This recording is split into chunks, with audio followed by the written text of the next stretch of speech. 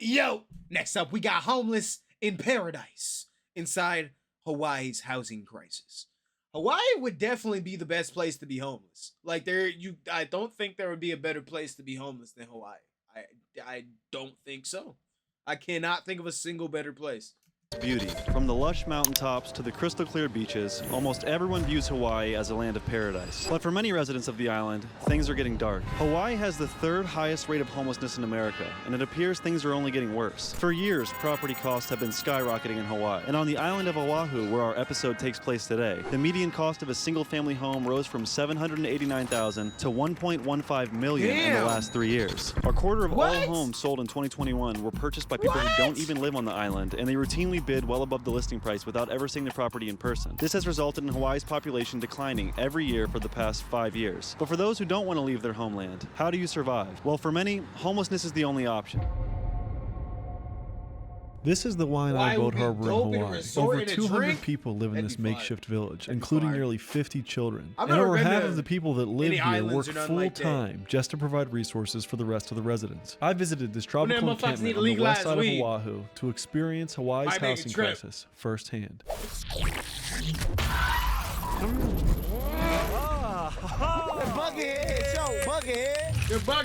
I'm here with Twinkle Borge, leader of Puhonua. W. Brandon Buckingham. This is one of the largest houseless encampment that is located on the leeward side of Oahu. Twinkle Borge came to the Waianae Boat Harbor in 2003 after having lost her home. And after years of living here, she began to be known as the leader of the area. She made it her mission to turn the village into a refuge where people could heal from financial disaster, addiction, depression, and any other health problem. She has built it up into what could possibly be the best example of a community-run houseless village. And like any good community, I mean, what do you really need, bro? If you're in Hawaii, what else do you really need, bro? What else do you really need? Am I tweaking? there are rules. No stealing, respect your neighbors, no noise after 10, security comes on at 10. Each person do have their own fire extinguishers. We do have our own safety systems here. The rules come with a 3-strike policy, and if anyone is found to have violated them 3 times, they are evicted from the community permanently. Oh, damn. It's important to maintain a safe and peaceful environment, especially for the children that live there. I remember when this place only had 7 people. Now I have 175. Damn. Yeah, with that 175, I also have kids from newborn to 17. If you had one wish, what would it be? To everybody to be on home, especially the kids. I will do anything and whatever I need to do to make sure these kids are well taken care of. Yeah. The growing children of the village have unlimited access to the community pantry, as well as the donation tent. They have a storage area for books, a clothing area organized by size, and the pantry has its own food, dishes, hygiene items, and set of rules. No stealing, no selling of any donations. Residents are allowed to come in once a week. If anyone is caught selling any donations, they will be banned for good. Always appreciate everything you have. Those are pretty good rules right there. Are these donation bags that are being made? Yeah, these are actually hygiene bags. Hygiene bags. Yeah. Wait, you got toothbrush, toothpaste, toilet paper, mask, COVID test, shampoo, conditioner, body wash, pretty much everything you need. What do you think the biggest misconception about homelessness in Hawaii is? People don't understand us.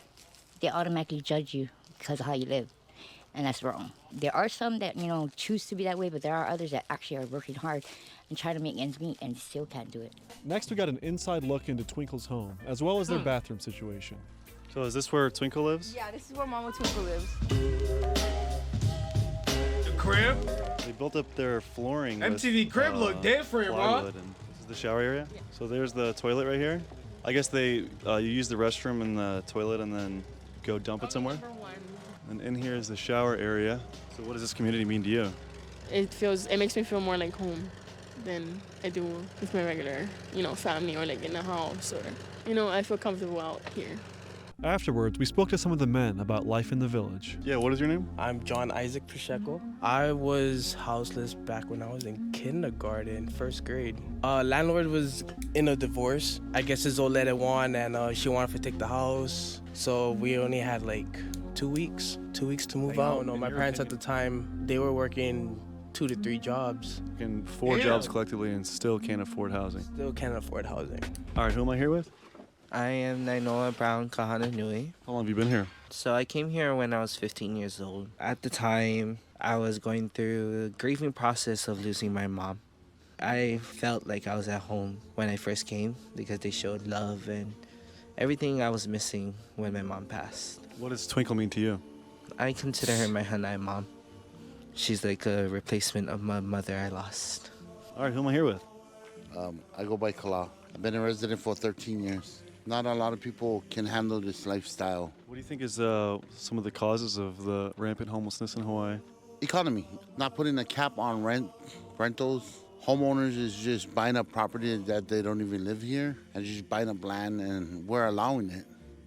We need more permanent low income housing. Yeah, didn't Mark Zuckerberg just build like a several acre property over there? Something like that. To help these people get back on their feet because it's too high. Nobody can make it unless you're working 3-4 jobs. But then what? Your child becomes a nuisance because there's no parent guidance at home to raise them. They raise themselves. Even for me, if I didn't have this mission or anything, I don't think I would have been here. I think I would have went to some place that I know that I can get a job and I know that I can afford the rent. Rent is so expensive, but for those looking to buy, HOA fees can be as high as $2,000 a month in Hawaii. $2,000 we're talking about, that's not even... Why the hell do they got HOAs in Hawaii, bruh? For what? I mean, with utilities included, so it's crazy high. So you feel like it's kind of your mission to be here and help support this community, and if it wasn't for this community, you probably would have left Hawaii a while ago? I probably would have, yeah. How valuable is it to have someone like Twinkle out here being a community leader? I thank God there's somebody out here like Twinkles. Because like, there's some people in here where even their SSI don't even help them. So is there a large elderly community here? I believe we have 20 of them residents, elderly residents. If you had one wish, what would it be? To make the world a better place for everybody, houseless and in-house community. What do you have to do to become a resident here? Just ask. Anyone qualifies, pretty much? Pretty much. I think Brandon think about moving, bro. And I think Brandon think about moving. I was one of the first kids here to actually graduate. No one in school knew that I was actually houseless until my senior year. And then I really didn't care what people thought of me. What are some things people have said when they found out you're houseless? Some people, they think I'm houseless because I'm doing drugs or I don't do drugs.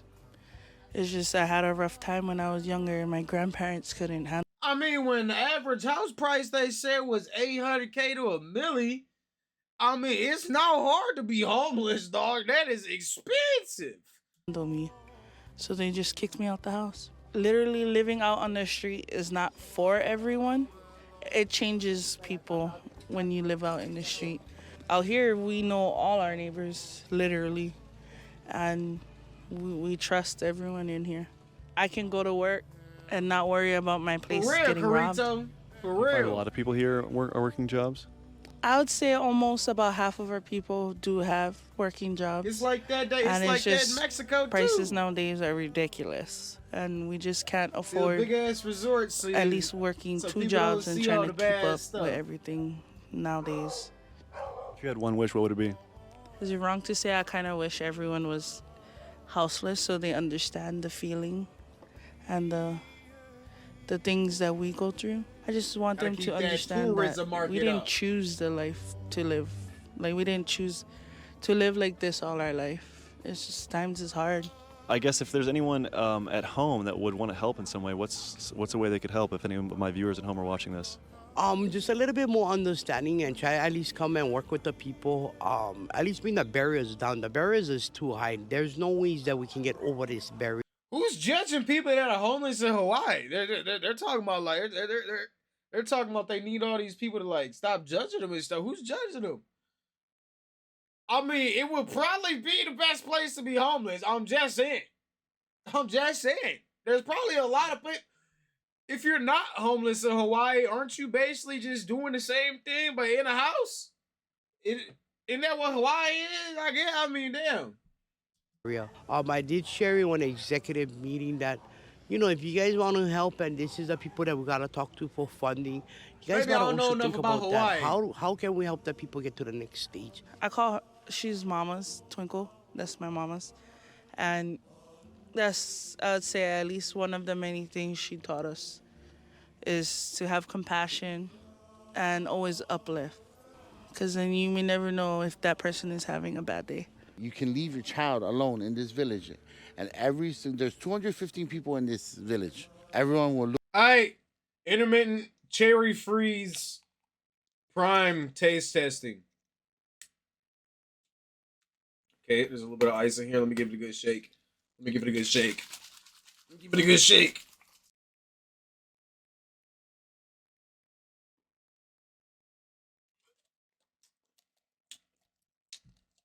Hmm.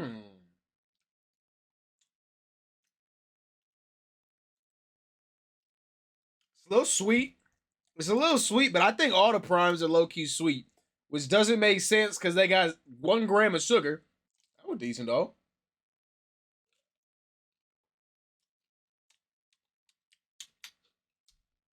Might be. Might be.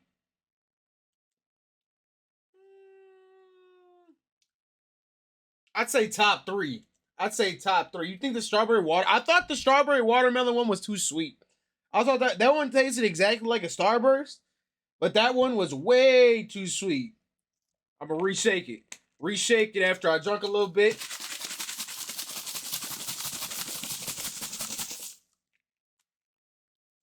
All right.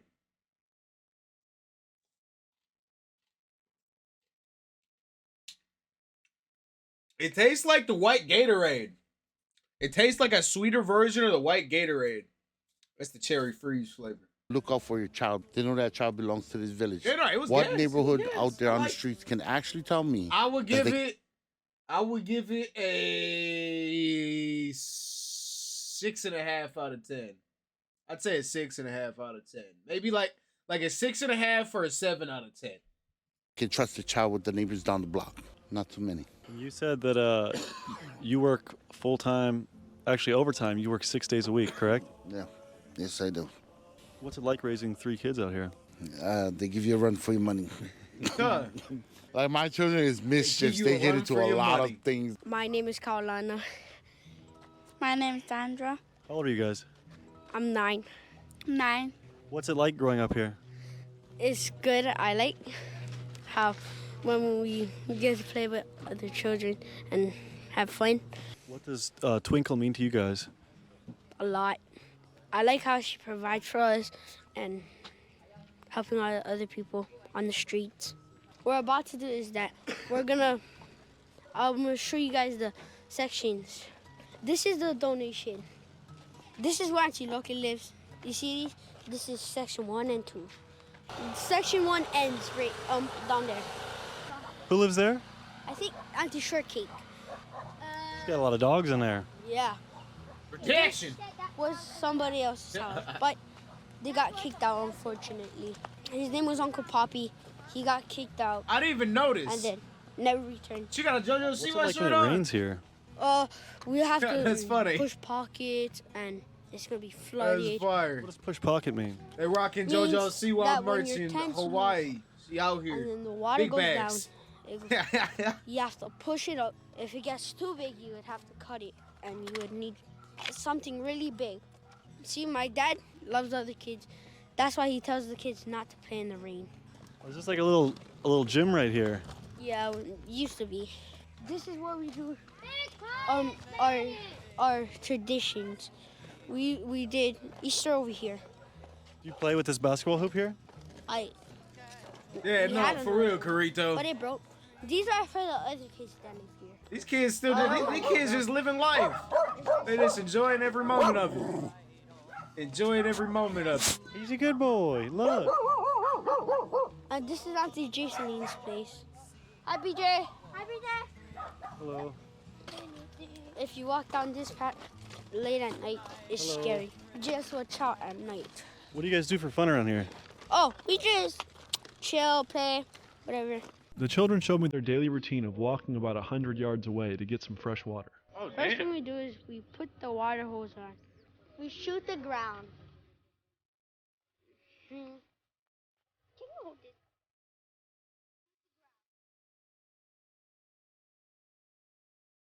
Why? So you guys do this every day to get your water? Yeah. off the cover. Why do they shoot the ground? Why he do that? Teamwork. Take off the covers.